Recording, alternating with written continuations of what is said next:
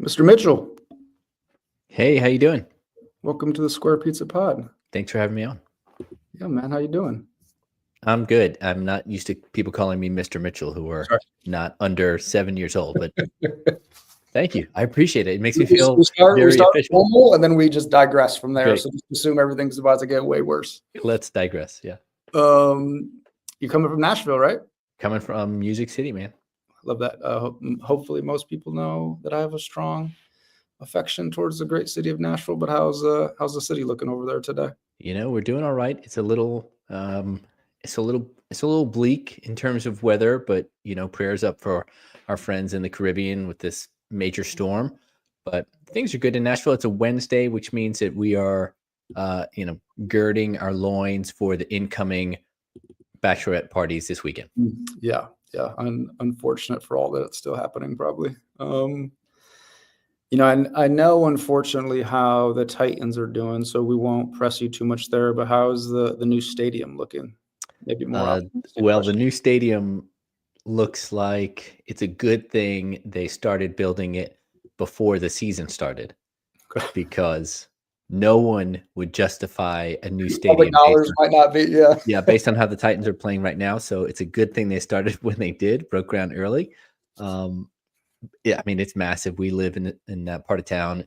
We're in East Nashville, and it's a big deal. I will say what we're really excited about is Nashville Soccer Club. We're in the playoffs, and so we got a soccer game against Miami this Saturday. We're playing for better and worse. We're in the playoffs, but we are also playing Miami, and that's Lionel Messi. Yeah. You may have heard of him. Yeah. He's pretty good. He's all right at soccer, turns out. Yeah, I hear he knows what he's doing. He knows what he's doing. I think he's gonna be all right in this game.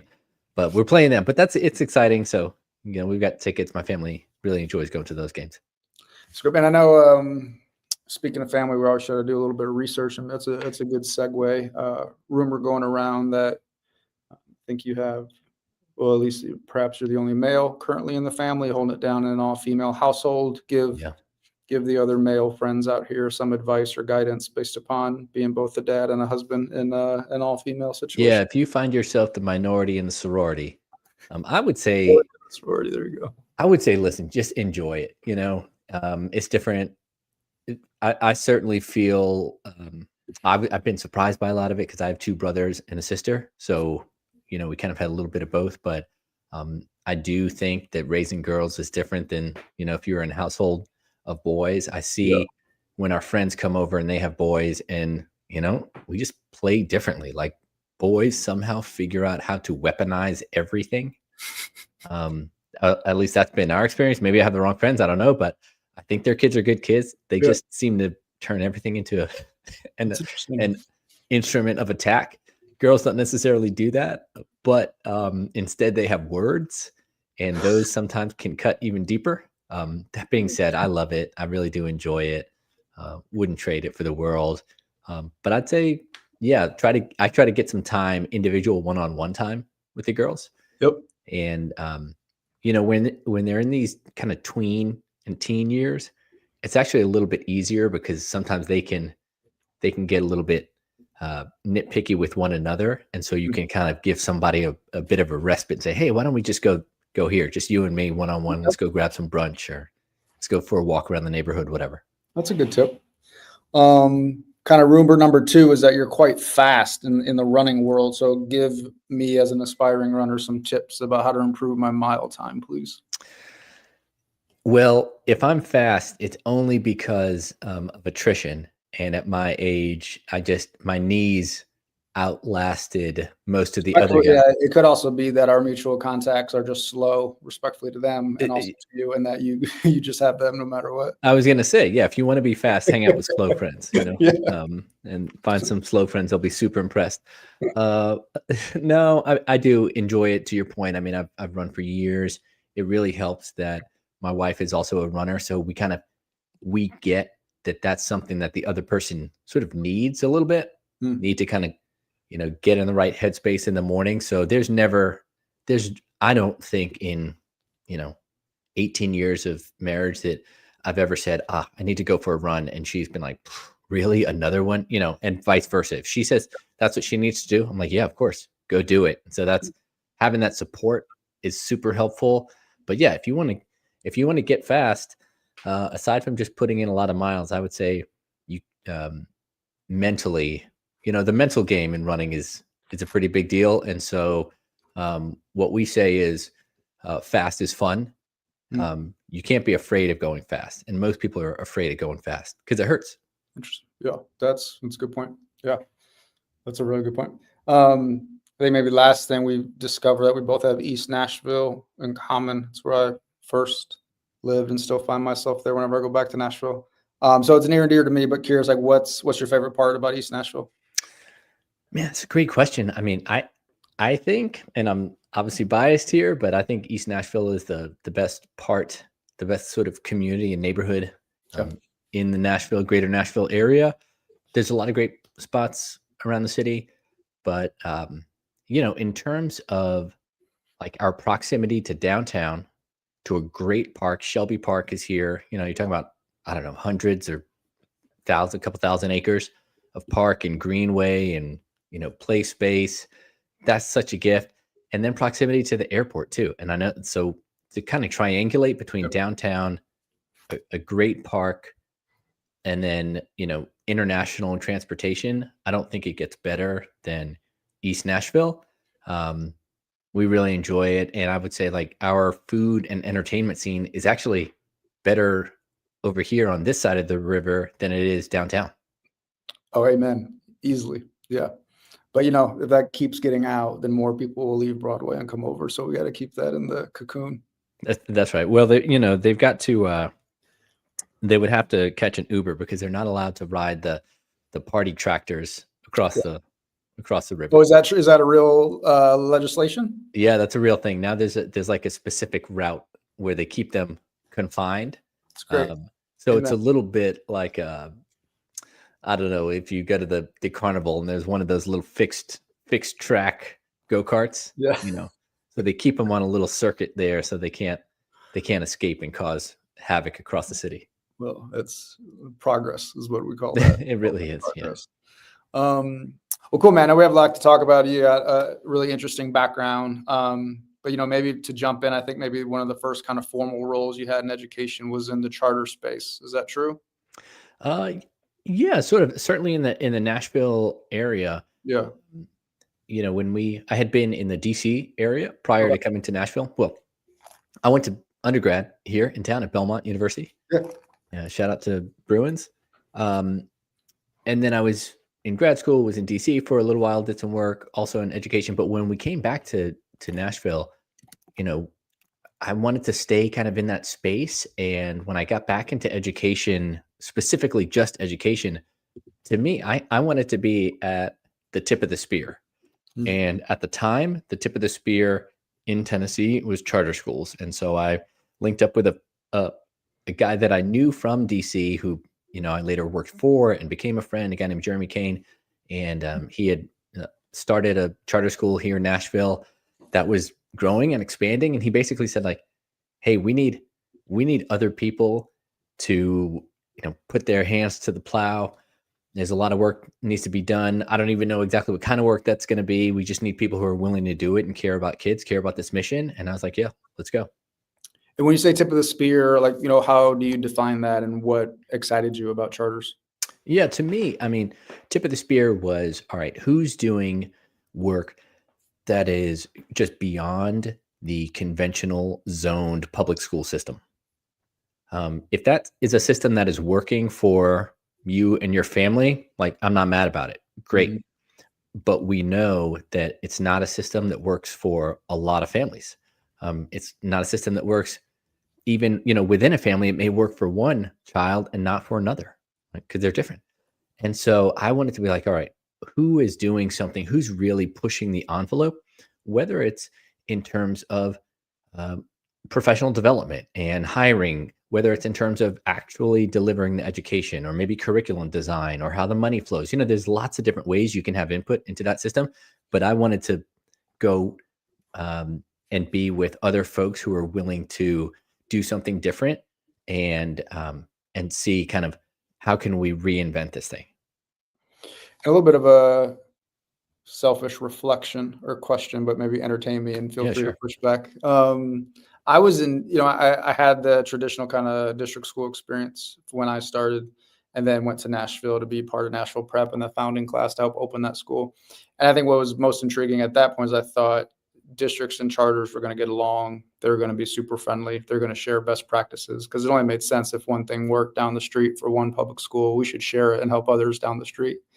Turns out my naivete as a 27-year-old didn't really and hasn't really turned out that way. I think there's been small pockets what we've seen around this like district charter collaboration. So I guess from your perspective, like, are you seeing that? Do you think that can be, or that charter collaboration can be a real opportunity, or is that still too naive from my 27-year-old reflection? Well, listen, you are not the only one who is naive. I Okay, think a great, lot of us. perfect. So I'm not solo. Great. No, Okay, well, you're not thank you. solo. You're not solo, and I mean, that echoes a lot of my experience. I mean, after I had been at Lead Public Schools, I helped start some of the rocket ship schools in Nashville, Mhm. another network of elementary, public charter schools. In that first month that we were open, a brand new school, we had just over 400 kids in year one, right? So we opened big It schools, was big. a lot of kids in a Yep. part of town that you will know off Dickerson Road, Yep. not an economically advantaged part of town. Yep. A lot of people said, "Why in the world would you open a school here?"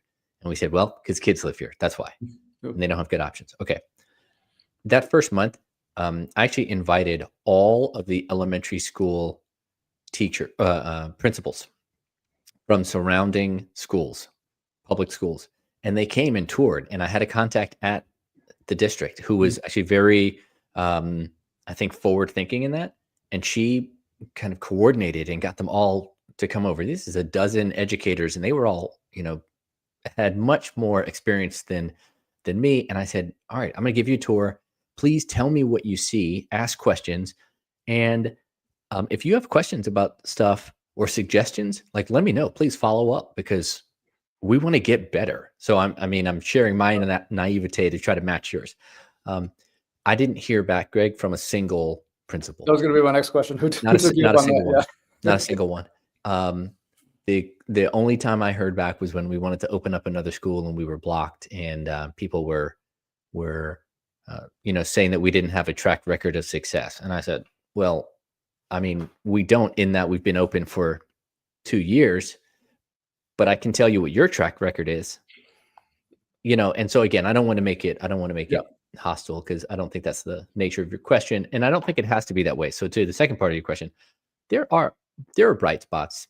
There are Yep. cities with bright spots where you do see collaboration, where you get folks who are on a school board, a district school board, who I think are more open to just lots of different options and don't view this as a right, but view it as a privilege to get to educate kids.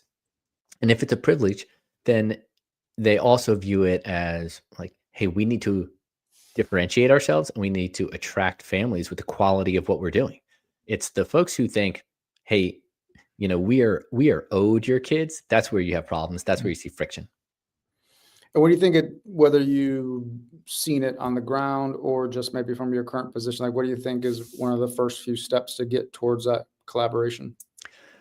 Well, I mean, listen, I think I took one of those steps, and I shouldn't put it all on the school leaders who didn't reach out to me because I didn't, start a letter writing campaign and start reaching out to them, right? You know how it is in a school.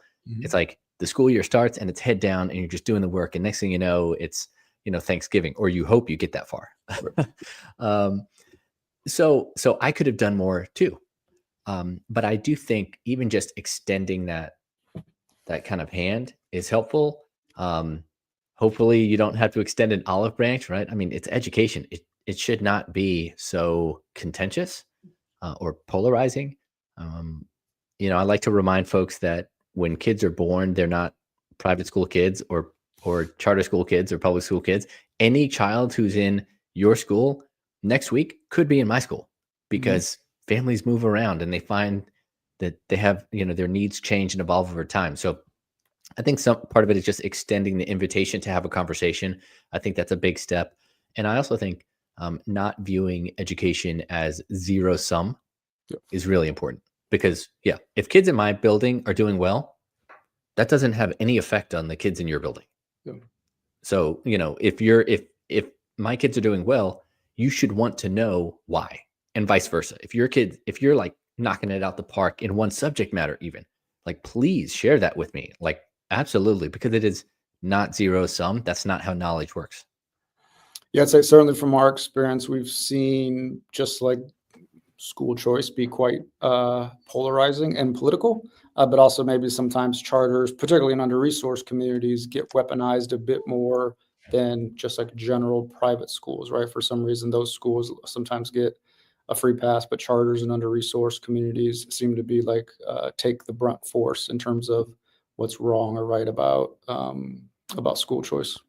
Yeah, and I mean, I think part of the reason why is because dependent upon the state and the way that a charter law is, you are effectively asking permission from the same entity that Yeah. you are seeking to replace, right? So you kind of have this like fox and hen house problem a little bit. And yeah, I can see how that is psychologically threatening, but if indeed we are the grown-ups in the room, then we have to be grown-ups and say, all right, what's in the best interest of the kids? And if they can't tell us, let's ask their parents. And the work you're leading now at American Federation for Children from the outside and from what I'm aware, it seems like incredibly cool and doing some really amazing work. Give the folks that don't know about it, I know it's a pretty big organization, does a lot of good work, but give us maybe a 60-second overview about what kind of the organization does and what you do day to day. Yeah, would love to. So I'm a senior fellow at the American Federation for Children. We like to say we're the nation's voice for school choice. Um, there are a lot of education interests that have lobbyists.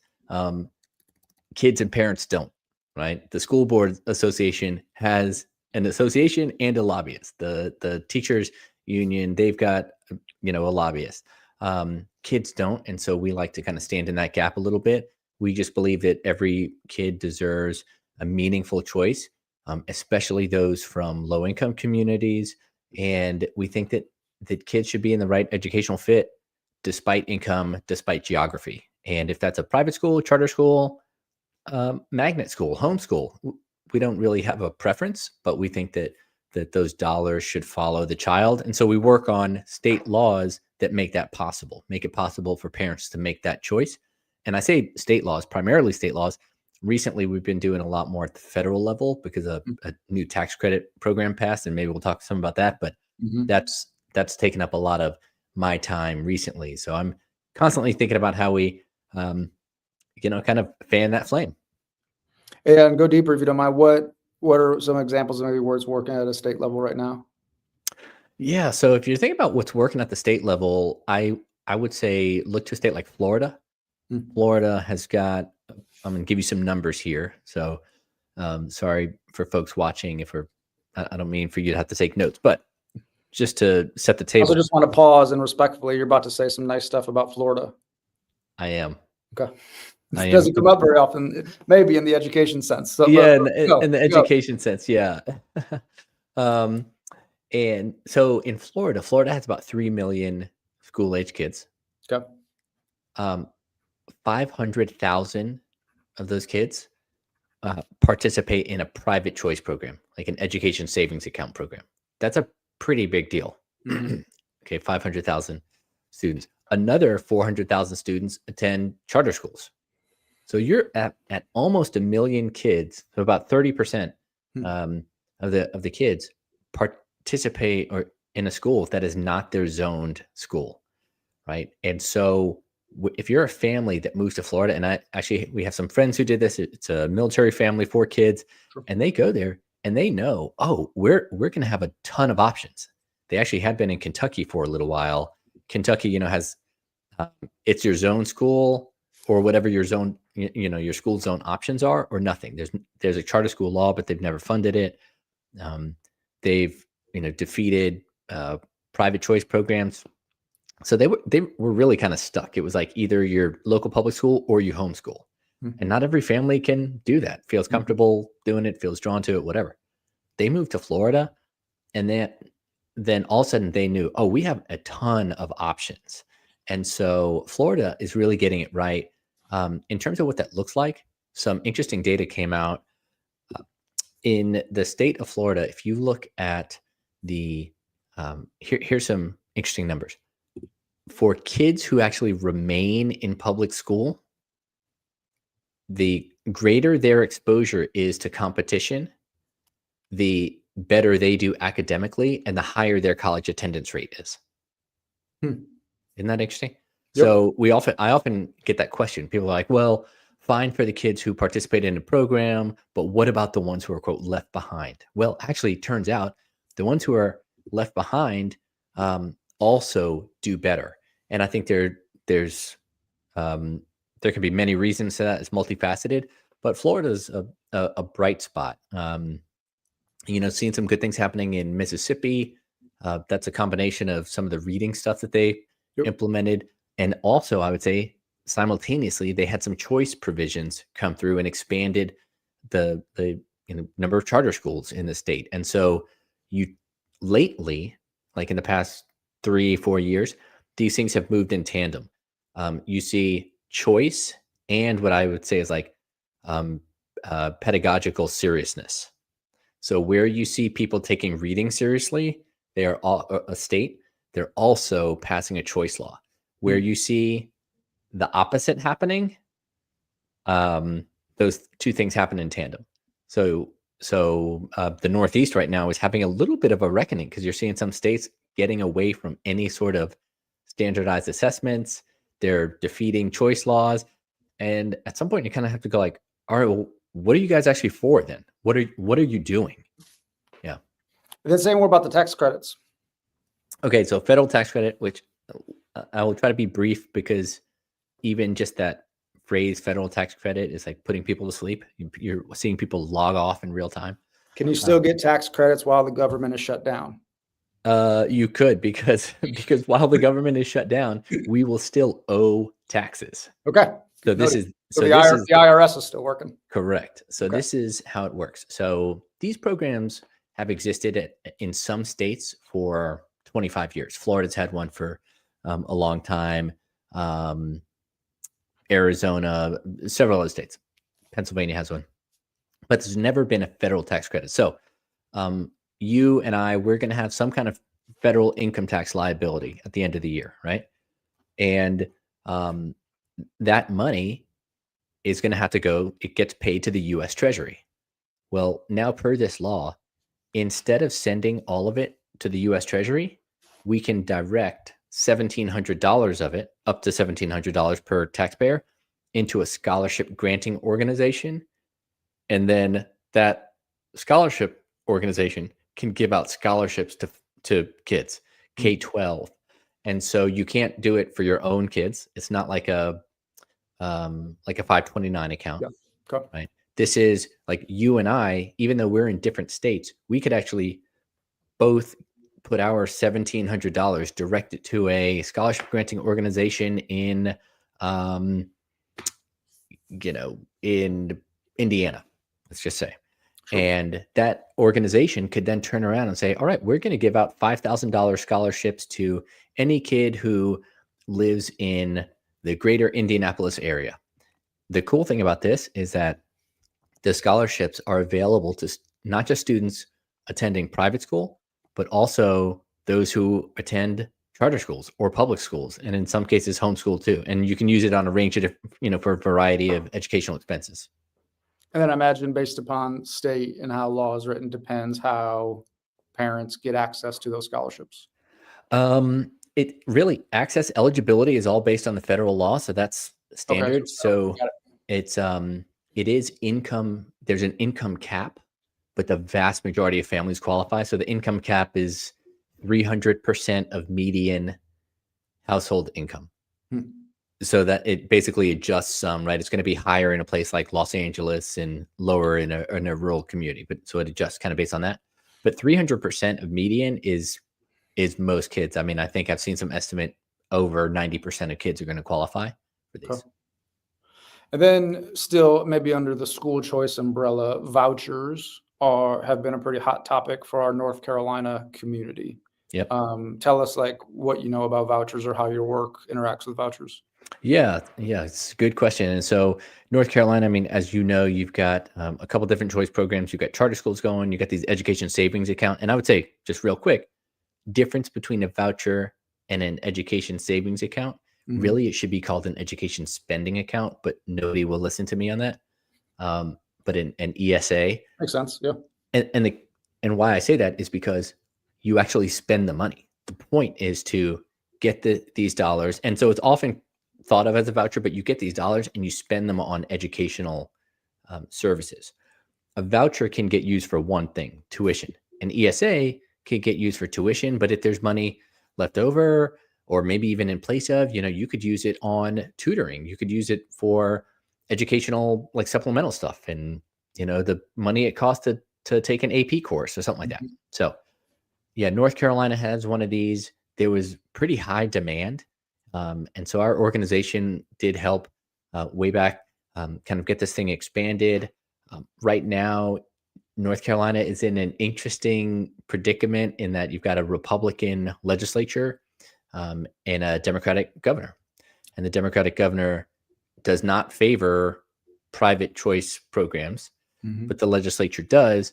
I actually just wrote a piece talking a little bit about the stalemate that's happening in North Carolina because the General Assembly says, "Hey, we want to opt into this federal tax credit." The governor has said, "Well, no, I don't want to," and he vetoed it. Mhm. So now the question is, are they going to come back and override this veto?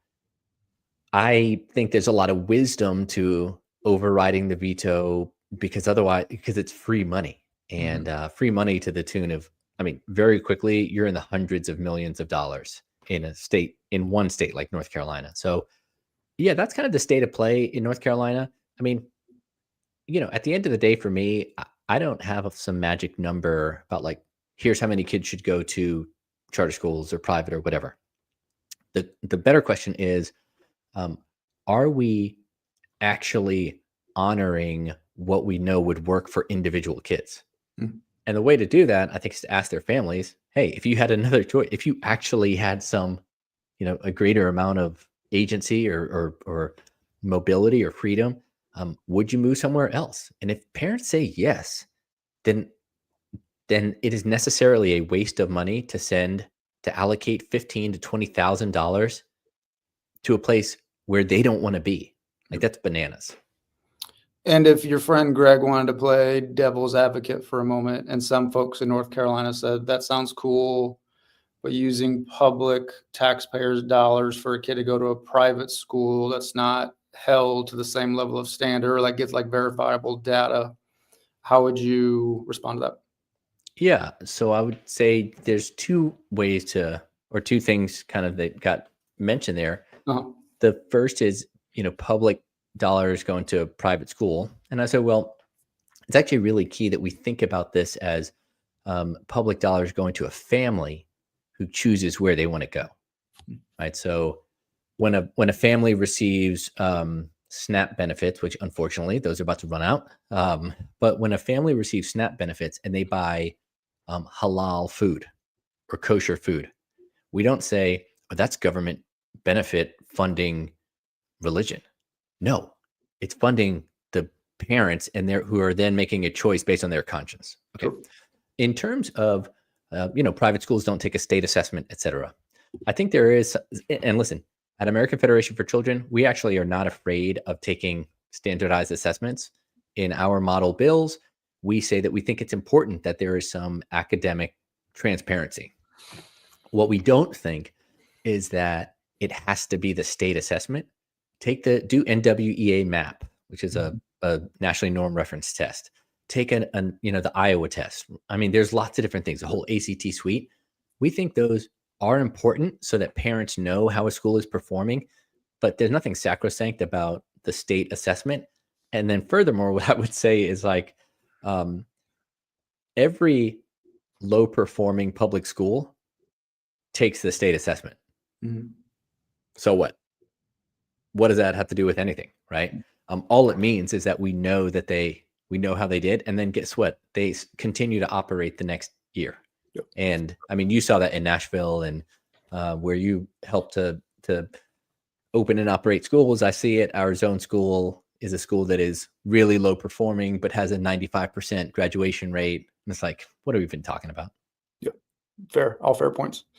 Kind of shifting from like kind of different kind of school models or school choice stuff. Always curious about how leaders like you are using or thinking about AI in either your day-to-day work or with your kids or just in the community. So curious about either how the organization or you as Shaka, the senior fellow, is using AI. Yeah, it's a great question. It's something we need to all, get smart about. I always recommend a book that helped me a lot, which is called Co-Intelligence. Ethan Pollock. Um, yeah, I found that book to be really, really helpful. Just talking about how large language models work and how AI is getting better and what we need to do to remain what he calls like the human in the loop. And so there are a couple apps that I use on a pretty frequent basis. One thing I would say is in terms of just what your utility, whether it's chat or something else, I use multiple, and so I rarely just like don't use it like Google, Hmm. where you get whatever the top hit is, and you go, oh, okay, that's right. I um, often ask two different ways, right? And so I'll ask Claude and I'll ask ChatGPT, and then I'll say, hey, I think you can do better. Like try that again. But one of the apps that I really like is called Hmm. Letterly AI, and it goes from transcription to um, documenting your voice, and then it will do some light editing based on where you tell it to publish. So you might love this because it would you could speak into it, and then you could say, "Hey, clean that up and create a LinkedIn post." Yep. Yeah, we've And seen some of those.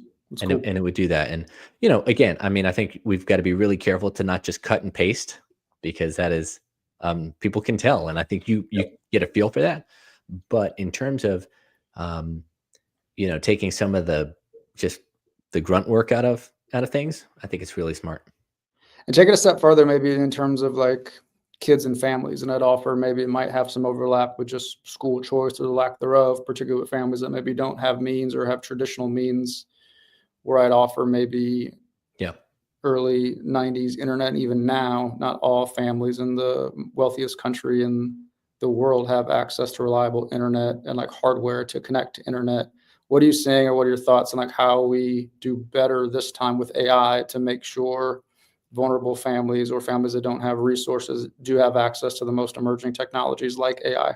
Yeah, it's a good question. I don't pretend to be an expert on accessibility. I mean, I think we've seen this. We've seen some of the kind of secondary and really tertiary effects of when these policies, well-intended policies, go wrong. I mean, I think about things like one-to-one devices. Right. Yeah, well, that's cool, but turns out you give nearly any kind of device to a 6-year-old, and you don't know what condition it's going to come back in, and you know Yep. that's just 6-year-olds. Yeah. It has nothing to do with what environment their home environment or home life's like. It's just is what it is. So I think we've got to be really thoughtful about how we deploy that kind of thing. I do think that I really hope that colleges of education are getting smart on the use of AI by new teachers Mm. um, very quickly, because I think it can be such a resource. I think about how you'll know this. How do you differentiate among lots of abilities within a classroom? Well, AI could really, really be, your like teacher's aid in that respect, where you can't cover 15 different needs simultaneously. AI could be a huge help there. Um, but I think we've also got to be really smart to not let kids off the hook, and not let them actually engage with concepts, and because we don't want AI to mask subject matter mastery and skills mastery. So I'm not giving you a great answer, but this is just such an emerging space. But Yeah. if, and I would say, like, if there's parents listening, um, if your school has not already issued some guidance about AI and about social media use, then you need to demand it today. Yeah, I love that. And helping parents know what they can advocate for and how to advocate for it, right? And particularly like the best ways to do that and to hold schools and districts and systems accountable so that 20 years from now, we're not technically in the same spot as what we were when families didn't have access to the internet in the Right. 90s or early Right. 2000s. Yeah. Super important. Yep. And maybe probably can't talk about Nashville and of course your great work without learning more about the Come Together music project, which seems really dope. And don't know if it's a big hustle, a side hustle, a medium hustle, but would love to just hear more about it. Yeah, thanks. Well, no, I'm happy to talk a little bit about it. The Come Together Music Project is really just it's a passion project. Cool. And I was speaking with somebody and he asked me, he said, "But why did you start it?" I mean, really, he was asking, he said, "Why are you doing something that you're not being paid for?" I said, "Yeah, that's a great, Man, you got great a question." lot of responses for that. Yeah. Yeah, yeah.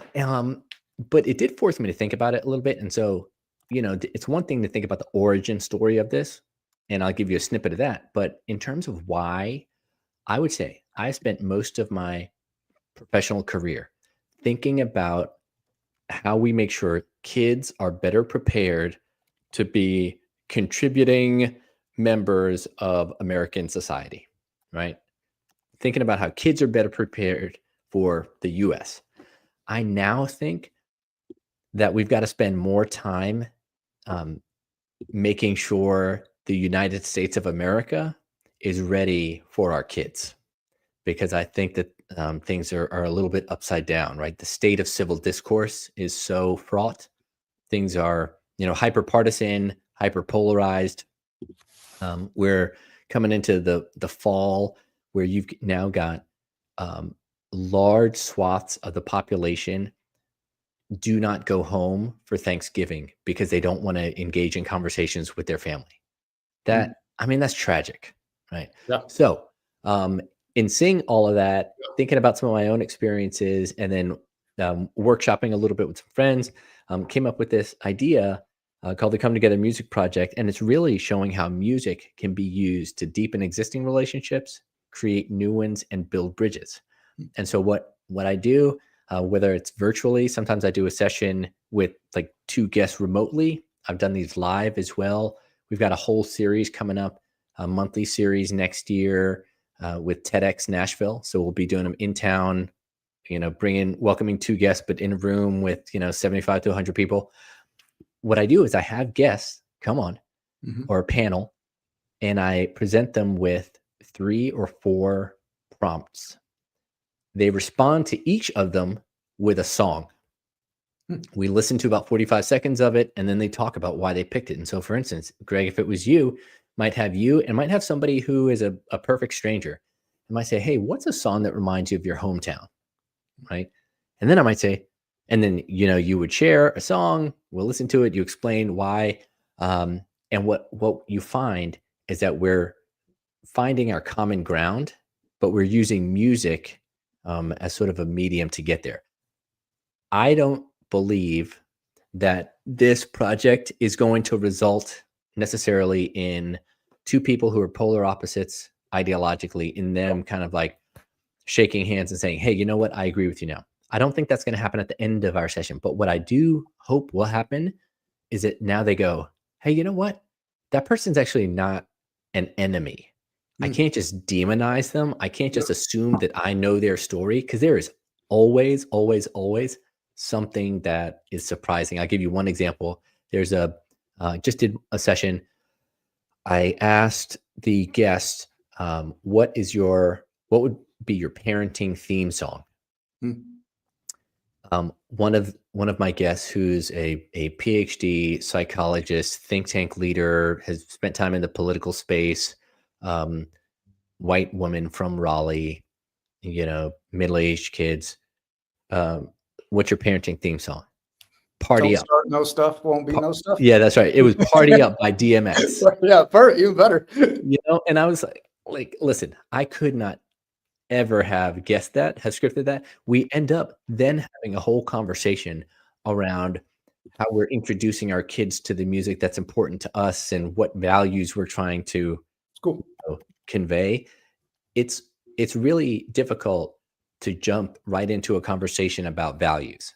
But what I find is you come in through the side door, you come in through music, and I've had some wonderful conversations because we started out, listening to a song by Led Zeppelin Yeah. or U2 or just some artists that I've never heard of before. So it sounds like I can invite my family members that vote incorrectly to come, and this will be a good way for us to bridge why they're voting wrong. Yeah, that's right. What I'm That's hearing. right. Yeah, and because listen, it's I think one of the things that's really important for us to do is just to humanize one another again. Yeah. It's super easy now online to remain anonymous, to assume that people are just one dimensional.